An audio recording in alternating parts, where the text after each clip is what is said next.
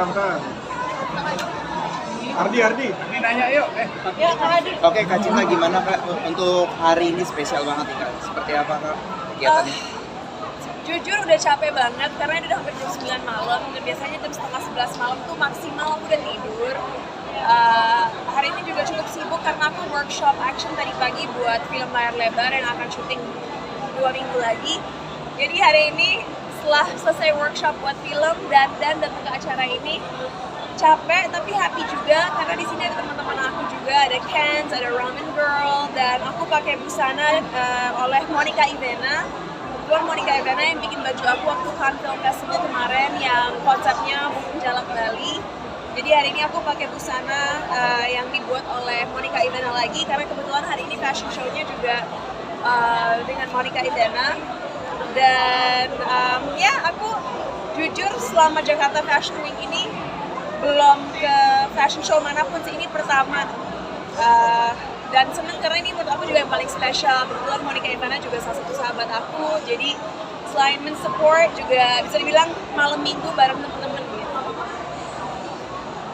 Kak, tapi untuk baju kamu nih blue ini tuh ini kamu ngasih Kak, maksudnya custom dari kamu sendiri nggak sih Kak? Sebenarnya ada seseorang yang bernama Fei Liu, dia itu bisa dibilang sebuah agency yang membantu desainer-desainer Indonesia. Busananya dikenakan oleh artis Hollywood gitu, namanya Faye. Tadinya dia memberikan aku korset warna hitam, tapi aku bilang ke Faye, 2 tahun yang lalu aku udah pakai warna hitam korsetnya, tahun ini aku mau sesuatu yang berbeda. Dan walaupun acaranya di mall dan mungkin ini agak berlebihan, aku percaya ya selama kita pede, mau busana kita kayak apapun, orang juga akan happy-happy aja ngelihatnya selama kita ngerasa nyaman dengan apa yang kita kenakan. Dan I love what I'm wearing. Lucu banget, baby blue sama baby pink, femininenya dapet, elegannya dapet, seksinya dapet. Jadi aku ngerasa 3 hal itu adalah perpaduan yang perfect buat malam ini. Kakak sendiri ngatur waktunya gimana sih? Dari tadi kan Sibuk buat film banget. juga, terus harus ngehadirin juga. Jujur capek sekali karena memang belum ada waktu istirahat yang benar-benar sejak bulan Agustus. Tapi ngatur waktunya ya, aku selalu bilang ke diri aku sendiri, mumpung kita masih muda dan punya energi, kita kalau memang diberi kesempatan oleh Tuhan untuk selalu sibuk dan produktif, kerjakan saja. Memang ada hari-hari di mana aku burn out, merasa aduh ini udah gak tahan lagi nih, udah gak kuat lagi. Tapi aku juga sadar bahwa aku udah berkarir hampir 18 tahun dan gak semua orang punya luxury itu. Jadi aku selalu bersyukur dan itulah yang membuat aku walaupun gak punya waktu luang, gak punya waktu untuk nongkrong, akhirnya tetap happy mengerjakan pekerjaan aku ini. Dan kebetulan tahun ini bedanya sama tahun lalu kan, kalau tahun lalu aku benar-benar fokus membangun perusahaan aku, membangun tim aku. Tahun ini aku kembali lagi depan layar, makanya kemarin baru tayang series action pertama aku, Dendam. Akhir tahun aku ada film Bangunan Wingit 2 yang tayang, 2 minggu lagi syuting film lagi. Jadi tahun ini adalah tahun kreativitas aku. Jadi capek iya, but I love what I do, jadi nggak boleh komplain.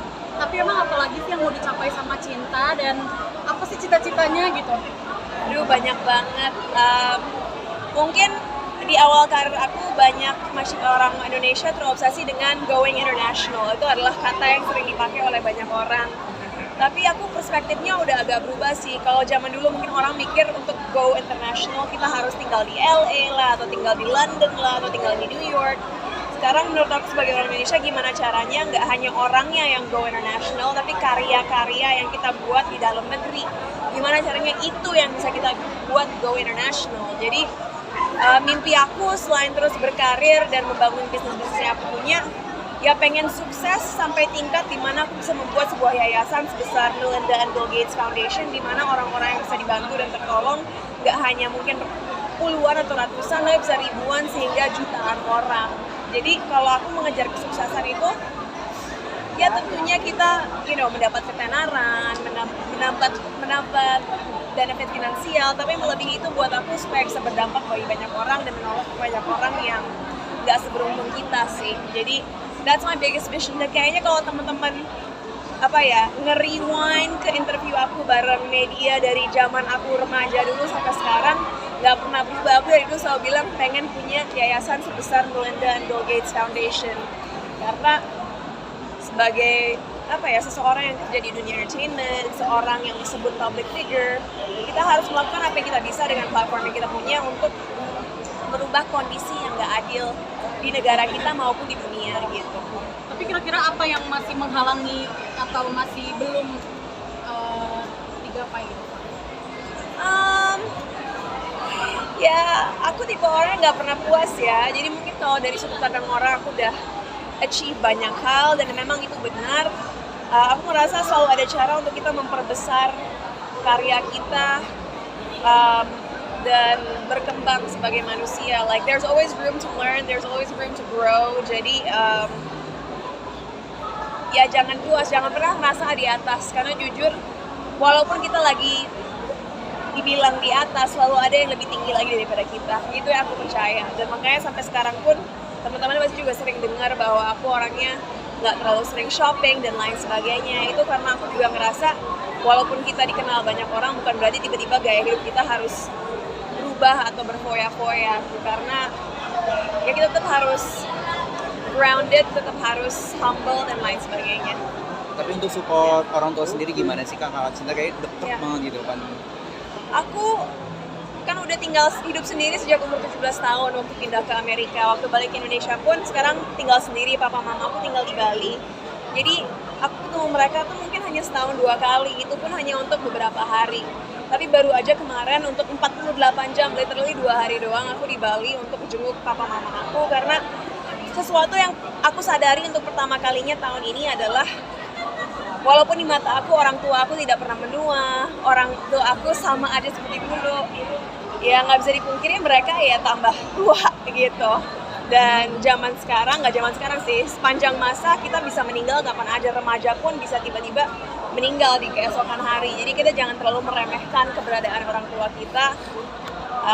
Salah satu misi aku 2025 adalah lebih sering menjenguk orang tua aku.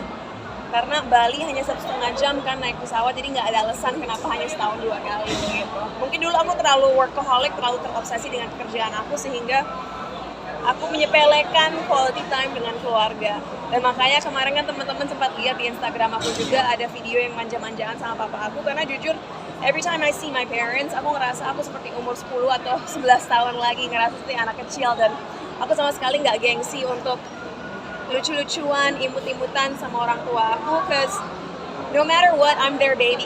Berapapun umur aku di masa depan, I'm always gonna be their baby gitu. Tapi biasanya ngobrol apa aja sama orang tua? Atau mungkin kemarin ngobrol sama ayah ngobrolin apa sih? Aduh, papa aku orangnya old school banget ya. Jadi kenapa mungkin aku orangnya cukup deep kalau kata orang, karena sama papa aku pun kita nggak pernah ngomong soal hal-hal yang sepele. Dia suka tuh ngomongin politik, sukanya ngomongin ya hal-hal sosial yang terjadi di sekitar kita,